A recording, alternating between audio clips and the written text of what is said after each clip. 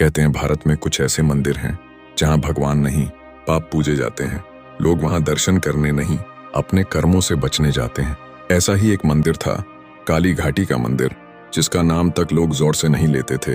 काली घाटी के बारे में कहा जाता था जिसने एक बार उसका रास्ता देख लिया, उसकी तस्वीर जिंदगी भर किसी और की आंखों में कैद हो जाती है। अनिरुद्ध देहरादून का एक युवा फोटोग्राफर ऐसी जगहों की सच्चाई कैमरे में कैद करता था। लोग उसे पागल कहते थे, लेकिन वो हंसकर बोलता, भूत अगर होते तो अब तक मेरे कैमरे में आ चुके होते। एक दिन उसे एक बूढ़ा साधु मिला जिसने कहा, बेटा अगर तू सच्चा है तो काली घाटी जा, लेकिन याद रखना वहां देवता नहीं, तेरा पाप तेरा इंतजार करेगा। अनिरुद्ध ने उस बात को मजाक में लिया और अगली सुबह अपनी बाइक लेकर निकल पड़ा।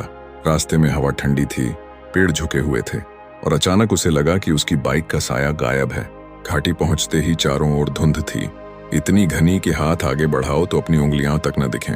वो कुछ कदम चला ही था कि अचानक कहीं से घंटी की धीमी टंकार गूंजी, जैसे किसी ने पूजा शुरू कर दी हो। वो मुड़ा, सामने एक टूटा हुआ मंदिर था।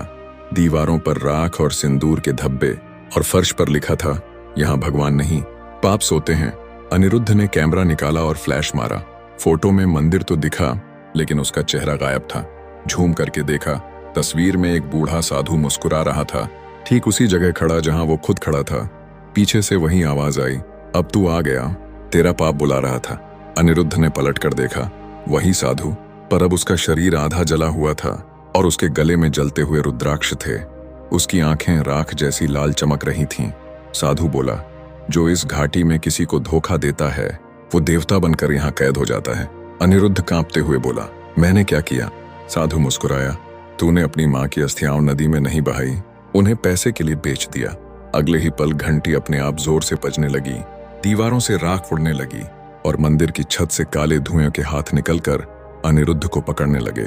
वो चिल्लाया, मुझे माफ कर दो, पर अब देर हो चुकी थी। धुएं में उसका चेहरा धीरे धीरे पत्थर बन गया और उसकी आंखें नीली रोशनी से चमकने लगीं। अगली सुबह गांव वाले जब घाटी पहुंचे तो मंदिर में एक नई मूर्ति थी, अनिरुद्ध की, और उसकी आंखों में वही चमक थी जो कल उस साधु की थी। अब लोग कहते हैं काली घाटी का देवता हर अमावस्या को किसी नए पाप की तलाश में निकलता है। जो झूठ बोलता है, जिसने किसी अपने को धोखा दिया है, वो उसकी अगली मूर्ति बन जाता है।